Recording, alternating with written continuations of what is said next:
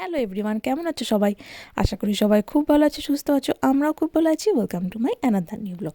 তো আজকে হচ্ছে শনিবার, কালকে গেছিলাম আমি চুল কাটতে, আর আজকে যাচ্ছি একটা বন্ধুর বাড়ি। এখন বাজে মোটামুটি ওই 10:30 11টা এরকম। তো আর আমাদের যে বন্ধুটার বাড়ি আজকে যাচ্ছি, সে কিন্তু রান্টুর বন্ধু, এবং সেটা হচ্ছে ইন্ডিয়া থেকে, ইন্ডিয়ার অফিসেরই বন্ধু। তো উনিও এখানে এখন এসছেন, আমাদের আগে এসছে।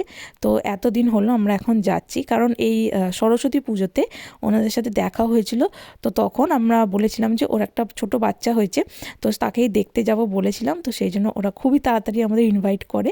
তো তার আগেও আমাদের ইনভাইট করেছিল, কিন্তু আমরা যেতে পারিনি। তার কারণ হচ্ছে আমাদের কাছে গাড়ি ছিল না তখন, আর ওনাদের বাড়িটা হচ্ছে আমাদের বাড়ি থেকে বেশ অনেকটা দূরে। তো বাসে করে গেলে, বুবু তখন আরও ছোট ছিল, তো বাসে করে গেলে ঠিক আছে, আসার সময় খুবই অসুবিধা হতো। তো সেই জন্য গাড়ি হওয়ার পরেই আমি নিজে থেকেই বললাম যে বাচ্চাটাকে দেখতে যাব। তো সেই জন্য আজকে যাচ্ছি। তো দেখো এখনও কীরকম মেঘলা হয়ে আছে, সব সময় একটা স্যাঁতস্যাঁতে ভাব, রাস্তাঘাট সব সময় ভিজে আছে, আর গাড়িটাই সমস্ত কিছু পরিষ্কার, মানে এতটুকু ধুলো নেই। তো এখন গাড়িতে উঠে পড়েছি, আর এই যে পিছনের সিটে ওইখানে একটা ছোট্ট মতো ট্যাব আছে, সেইখানে রুদ্রাংশকে কার্টুন চালিয়ে দিই। সেটা দেখতে দেখতেও সারা রাস্তা যায়, কারণ না হলে ওকে এন্টারটেন করা যায় না, নয়তো আমাকে পাশে বসতে হয়। আর আমি পাশে বসলে কি বলতো, ও সবসময় কোলে আসতে চায়, ওই কার সিটে বসতে চায় না একদম। আর ওর কারণ ওর ঘুম পায় বা এরকম হয়, তো তখন আমার কোলে আসতে চায়, আর সেটা একদমই করা যায় না। ফলস্বরূপ কী হয়, খুবই কান্নাকাটি করে। তো তার জন্যই ওকে ওইটা চালিয়ে দিই। ওই অ্যাডভান্টেজটা যখন আমাদের গাড়িতে আছেই, তখন সেটা আমরা পুরোপুরিভাবে ইউজ করি। আর আমি সামনেতে বসি, তো ওর খিদে পেলে, জল তেষ্টা পেলে ও বলে, সেটা তখন আমি সামনে থেকে ওকে দিয়ে দিই। অনেকটা দূর আসার পরেই হাইওয়েতে দেখতে পেলাম আমাদের গাড়ির সামনে আরেকটা আমাদের গাড়ি, অর্থাৎ টেসলা। তবে এই মডেলটা আলাদা, এই গাড়িটা একটু আমাদের গাড়ির থেকে বড় সাইজের। তো এরকম রাস্তায় বেরোলে যদি আরেকটা টেসলা দেখতে পাই এবং একই কালারের দেখতে পাই, তাহলে কিন্তু খুবই মজা লাগে। বাড়ি থেকে বন্ধুর বাড়ি আসতে মোটামুটি ওই 0.5 ঘন্টার একটু বেশি লাগলো, কারণ আমরা একটু আধটু রাস্তা ভুল করছিলাম তাই। কার কার কার তুমি আমাকে এবিসিডিটা বলে দাও তো একবার। বলে এ ফর কি হয়? হ্যাঁ, বি ফর, সি ফর ম্যাও, আচ্ছা ডি,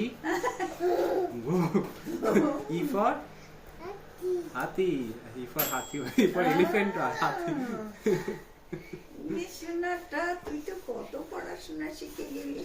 প্রথমে আসতেই সঞ্জনা দি জুস দেয়। তো সেই জুসটা, বাড়িতে রুদ্রাংশ জুস খেতে খুবই ভালোবাসে, কিন্তু এখানে ও জুস খায় না, সেই জুসটা আমাকে সব শেষে খেতে হয়।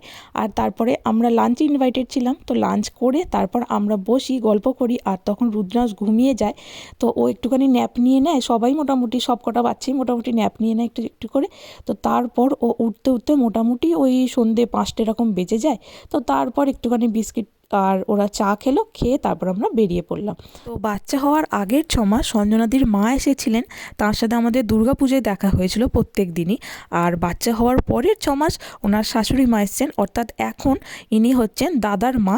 তো ইনি এসে এখন বাচ্চা সামলাচ্ছেন, আর এনার সাথে আমাদের আলাপ হয় বা দেখা হয় সরস্বতী পুজোয়। তো এই সুবিধার জন্য সঞ্জনাদিদের খুবই সুবিধা হয়, যেহেতু কাকিমা এসে দেখছেন তার জন্য।